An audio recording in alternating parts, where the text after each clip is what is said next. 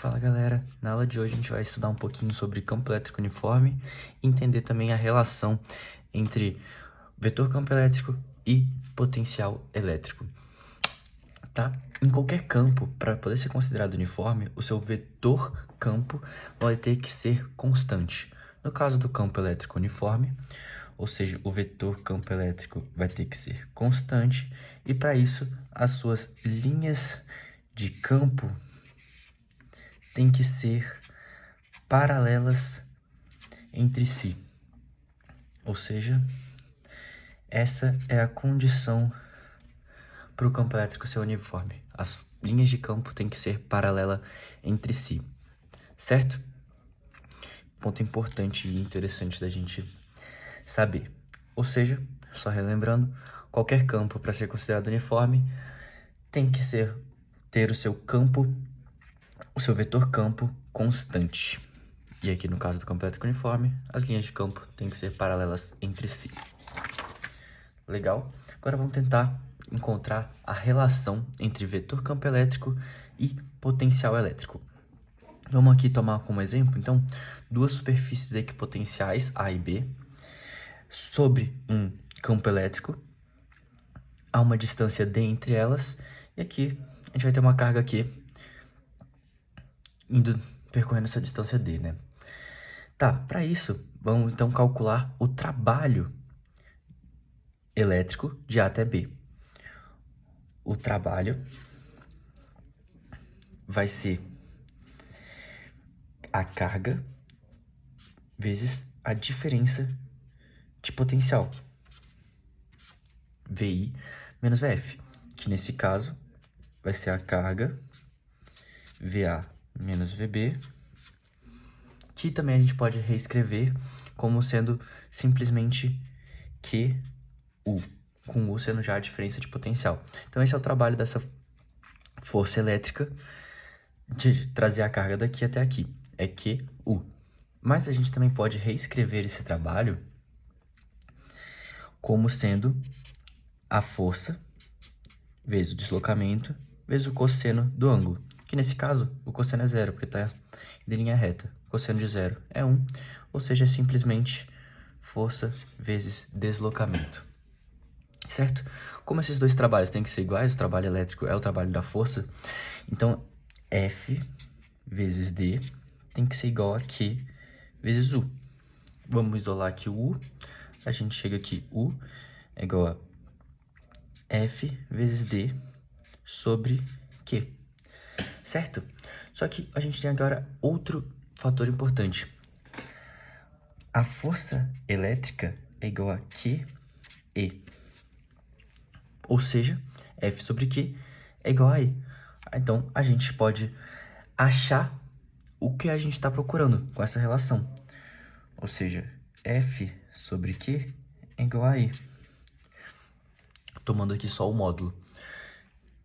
Com isso, relacionando esta equação com essa aqui, a gente chega aqui, U é igual a F sobre Q igual a E vezes D.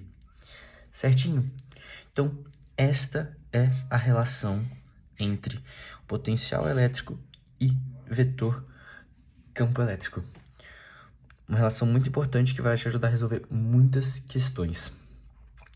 Legal? Agora que a gente viu a relação entre vetor campo elétrico, potencial elétrico e campo uniforme, vamos resolver aqui uma questão. Aqui a gente tem duas superfícies equipotenciais, ele colocou uma carga aqui em repouso, ou seja, essa carga ela vai sofrer uma força e vai se deslocar até esse ponto B, né? E aqui ele deu a massa, a carga, o campo elétrico que está aqui entre essa superfície, está sofrendo aqui o campo elétrico, e ele pediu para a gente encontrar três coisas: a força resultante, a diferença de potencial e a energia cinética. Perfeito? Vamos perguntar primeiro a força resultante. Quais forças estão envolvidas aqui? A gente tem a força elétrica apontando para cá, que vai fazer mover essa carga daqui até aqui, e a força peso, porque é um ponto material. Então vamos calcular primeiro a força elétrica. A força elétrica vai ser igual a QE, ou seja, 4 microcoulomb 10 a menos 6, vezes o campo elétrico 10 a quarta. Isso aqui vai ser 4 vezes 10 a menos 2 newtons. Perfeito? Agora, vamos calcular a força-peso. A força-peso é simplesmente mg, ou seja, 2 vezes 10 a menos 12 vezes 10 a gravidade. Isso aqui vai dar 2 vezes 10 a menos 11 newtons. Aqui a gente consegue perceber que a força-peso é muito menor, ou seja, F é muito maior do que P. Ou seja, calculando a resultante, isso vai dar basicamente a força elétrica. Não vai ser necessário considerar aqui a força-peso, porque ela é muito menor. Então, a força resultante é igual à força elétrica, certo?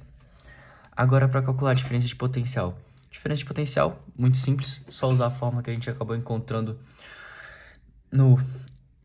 na folha passada, onde a gente, pelo meio do trabalho, chegou na diferença de potencial e a relação da diferença de potencial com o campo elétrico, ou seja, simplesmente aplicar a fórmula U igual a ED, diferença de potencial U, o campo elétrico ele deu 10 a quarta, e a distância ele deu que é 1 metro, ou seja, 10 a quarta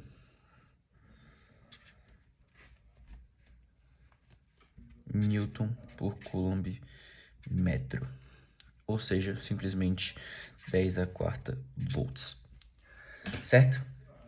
Tranquilo, só aplicar a fórmula, não teve mistério nenhum. Perfeito?